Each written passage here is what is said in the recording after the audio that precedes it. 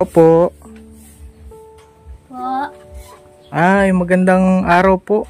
Magandang araw din po. Kamusta po? Kasi tinuro kayo sa akin ni Disgay at ni Cedric. At ano pong nangyari? Iniwan daw po kayo ng asawa nyo. Opo. Naghanap po ng iba. At ano po. Mga anak nyo. Sana po kami kitulog na kikain. So dito nakikitulog lang kayo? Opo. Nakikikain lang din. Bakit anong nangyari at iniwan ka ng asawa mo? Hindi ko po alam doon. Bagong panganak lang pa ako dyan sa maliit ko. Asan po? Diyan po. Bagong panganak, ilang buwan na po ito? Ano na po, 7 months na po yan. 7 months? Opo. Ano pong kinagatas niya? Sa akin lang po. Sa'yo. Ay, puti naman. Ano? Opo. So, dapat ikaw ang kumain ng masustansya. Kumain na kayo? Kumain na kayo? Hindi pa po kami nagkain. Hindi pa kayo nakain? Oo. Walang almusal? Wala po. Di pa kayo nakain eh? Ha? Walaan. Grabe. Buti pinaano kayo dito, pinapatulog kayo. Oo po. Asan ba yung meron kayong bahay o Wala po kaming bahay. nangungupahan lang? Opo. Tapos nung iniwan ka ng asawa niyo, wala na kayong mapuntahan. Wala na po. Anong pangalan ng asawa mo? Marvin po. Marvin. Okay. Si Marvin. Ba't ka iniwan ni Marvin? Anong apelido? Barlan po. Marvin Berlan. Yan. Nakakilala po kay Marvin Berlan. Ito po yung anak nyo, asawa nyo. Wala pong makain. Gusto ko po sir makapag-aral po itong dalawa. Kasi Oo. po wala pong rehistro. Ganun po. Wala po itong dalawang rehistro. Hindi pa sila nakakapag kahit grade 1, kinder. Opo. Kahit binyag po hindi pa po sir. Pero gusto mo sana. Opo. Kaso walang pera. Hmm. Panggastos, no? Wala po. Paano yan? Anong ipapadede mo kay Bibi? Anong pangalan ng Bibi? Sophia po. Sofia. Ayaw mong ipaampon siya? Paano kung magutom na siya? Di man po at sa akin na nga po siya na hindi ayaw po. Kaso wala ka pang kinakain. Ha? Nalangin tayo sa Panginoon na mag-provide siya pagkain. Marunong na itong utusan ng mga magbili ng pagkain. Marunong man na po. Marunong na kahit magsulat-sulat. Marunong. Kaso Marunong magsulat. Ano po. Parang may rashes ka ate. Anong nangyari dyan? Nawala na po ito. Nagbalik na naman po. Si baby din po. Meron din po. Parehas kayo ng rashes. Mahirap pag yung mga magulang nyo. Meron na pong ibang pamilya po yun. Tagal na po. Bata pa lang po din kami. Iniwan na din po kami. So hirap ka talaga sa anong pangalan mo? Dayan po. Dayan. Uy, may ikaw, anong pangalan mo? Marian. Marian. Mabait ka man? Mabait ka man? Mukhang may mga itsura pati yung anak nyo. Ikaw, yung ilang taon na po kayo? Mga 27 po sa October 13 po. Bata ka pa Nay? Bata ka pang nakapag-asawa? Opo. 15 po. 15. Tapos nga iniwan na ni Marvin. At ito po yung kalagayan ng kawawa man. Ang importante, yung kailangan nyo talaga, Nay? Yung po, pagkain po sa araw-araw po, para hindi po kami magutom. At maayos na higaan po. Ganun po. At muna tayo, kasi anong pwede nyong kainin ngayon? Ha? Anong gusto nyong kainin ngayon? Kahit ano na lang po, biskuit. Kahit biskwit. Wala bang hindi pa pwedeng magsaing ng ano para madami-dami? Magbili ka ng ano. Anong gusto nyo, yung may sabaw? Kasi Opo. nagpapasuso ka eh. Sabaw. Buti ano si Bibi oh. Si Pia. Tulog pa lang po yan. Ay, ngayon pa lang. Nag-iyak nga po kanina. Gusto kasi gutom. Nung napadede mo na, at least meron nakuha. Tulog na po. Buti na lang meron. Meron pang nakuha. Mabili tayong mga kalingap ng pagkain. Bili muna tayo ng pagkain nyo. Anong pagkain yung gusto nyo? Ang gusto pagkain mo? Okay, ikaw na lang kaya magbili na eh. Sige po. Ng makakain nyo. Pagkain lang muna, ano na eh. Tapos babalik na lang tayo.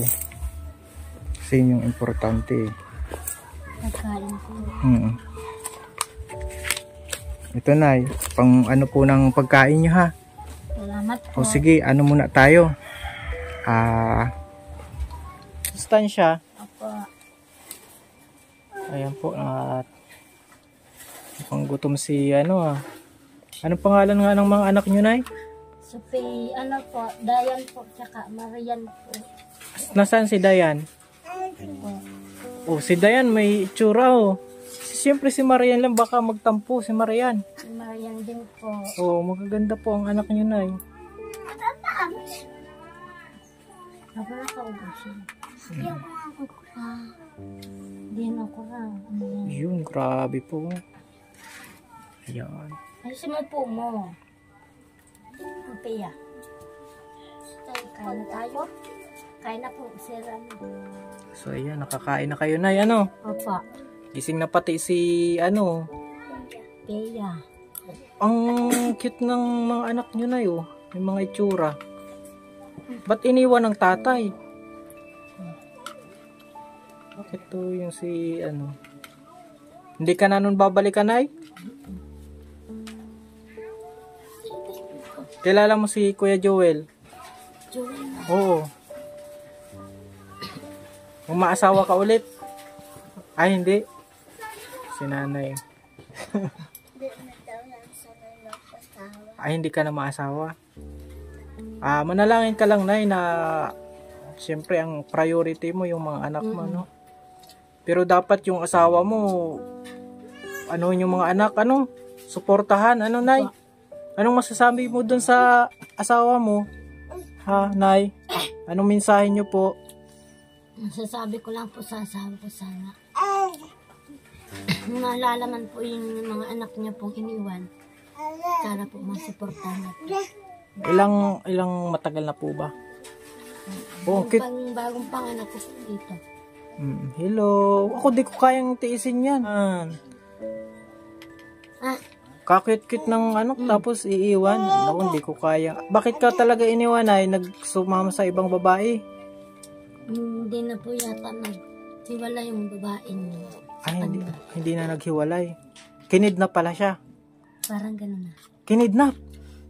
Ay, kahit lalaki siya, makikidnap siya ng babae. Eh, may mga anak. Alam naman din po ng babae may pamilya. Sino yung babae? Alam niyo yung pangalan ay? Anong pangalan? Ano po? Laika. Uy, ate Laika, ibalik mo na yung asawa ni ate. Ano yun, may anak na sila din o wala? Meron po, isa po, lalaki doon. May buntis. Yung mga anak ko, na isang taon pa lang po yata yung anak niya. Ay, matagal nang, kumbaga pinagsabay kayo, nay. Nung bubuntis yata ako dito, yung anak niya yata. Grabe naman. Anong mensahe mo kay papa mo? Ang sasabihin mo kay papa mo? Pabalikin mo na. Po. Ano sasabihin mo kay papa mo, ano? Marian? Magbalik po. Magbalik? Tapos? Balik po kay mama. Magbalik kay mama. At hirap na kayo na ano. Walang walang nakakapagsabi. Pasalamat tayo kina Cedric at Diskay at may kwento kayo. Ano, Nay? Ayan po at yung mga bata ay masagana na yung pagkain nyo ngayon? Opo, masarap man po. Masarap? Busog kayo? Busog? Busog po. Busog yan. Ano, bebe? Oo, para may maipagatas ka na dito. Ilang months na nga po yan si Bibyo? 8 months po. 8 months? Sa 8. Hindi mo ipapaampo na Hindi na. Paano kung may magampo na mapera? Hindi po. Hindi. Paano kung magutom nga siya? Hindi pa rin. Kakayanin na lang po, sir. Ayan. Ay, ganyan. Kayanin mo na yan, Anong naisip mong trabaho, Nay? Hindi pa po gaano makapagtrabaho. 8 months. Kung meron lang po. Ilang months pa lang yan, 8 months. 8 months pa lang. Medyo bago pa. Tatsagaan ko na lang pong buhay. Kung ano man po. Kainin mo lang po. Kainin. Tres Marias pati, ulat babae. Tapos, nakaasawa ng iba. Nagkaroon ng anak din na lalaki. Opo. Sinong nauna? Siyempre, ikaw, At mabigyan po ng sustain niya. Dapat yun, ipatulpo, Pero din po, na din po kami niya kasi sa DSWD tsaka sa attorney. Oh. Sabi daw po, hindi daw po pwede ako na Bakit? at wala pong restro. Pirma ng ama. Hindi daw pwede. Kailangan po may restro po ang bata. Tapos Paano kung hindi pipirmahan yung ama? Wala din. wala din. Ikamukha naman siguro. Kailangan ng DNA test. May ganun pa. Baka po ganyan. Uy! Ganun may Pero kamukha naman ng ama, yung mga bata. Common sense. Bakit may mga ganung batas? Kailangan ng common sense, hindi ma-actionan. Ito po, nakakaawa yung pamilya na ito, mga kalingap. Iniwan ng padre de pamilya, walang bahay, walang hanap buhay, walang suporta. Kaya po, hirap na hirap sila sa pagkain. At ito po, kung hindi po tayo dumating, wala silang pagkain. At buti may nagpapasilong po sila dito sa bahay na ito at wala silang bahay. Wala din po mga magulang na ito. At kawawa po, medyo magiging palaboy po yung mga bata. So ang kailangan ay yung rehistro, maparehistro yung late register. Oo. Sige, at hindi ako mangangako na pero gagawin natin yung lahat ng makakaya natin para makatulong sa inyo. At Ayaw ko lang po, sir, na maranasan nila yung naranasan ko ng bata po kami. Oo, at mukhang medyo mababait naman Paano kung nakapag-aral na yan? Kabawiin ng Hindi man. May mga lola sila. Lola. Doon sa... Yung kasi po, yung biyanan ko po, namatay na po. Patay na. Oo. Lolo, wala na din. Wala na. Lolo ko po, ang papa ko. Hindi, yung yung papa nila. Meron po, kasi po wala na din po ang hanap buhay. Mga mahirap sa din, mga anak-anak na din po. Maasa, mahirap talaga mga kalingap yung, kalagayan nila. Ganito, Nay. Kasi kasuhin yung rehistro. Malaki na ang tiyan ko. Malaki na ang tiyan mo. Busog na. Di ba kanina gutom? Yan po, rehistro po ang kailangan nila. So, Nay, kanina nagbigay ako sa inyong 1,000 para makabili kayo ng pagkain makaluto. Ngayon, mag-iwan ulit ako ng pera para sa pagkain nyo. Tipirin nyo na, Siguro tipid man kayo kasi gulay yung binili nyo, Nagpabili din po sila ng kape namin gatas. Kape, nagpabili din? Yan po. Oo. Ay, meron, patingin daw. Yung binili nila. Madami po, yung binili nila, kung sa iniwan natin 1,000, madami. Very good. At mag-iwan din ako na ulit sa inyo, tulong ulit. At ang priority, rehistro sila, Opo. syempre yung pagkain nyo, importante yun. Yun po yung kailangan nila ate, ano, Ang tigas na naman yung pinili niya. Dayan po. ni Dayan na lang, Dayan. Dayan po kasi ito ako Dayan. Dayang, tapos si Dayan. Hasan si Marian? Yan po. Ah, Si ito. Marian. Si Dayan, Dayang, tapos Sofia.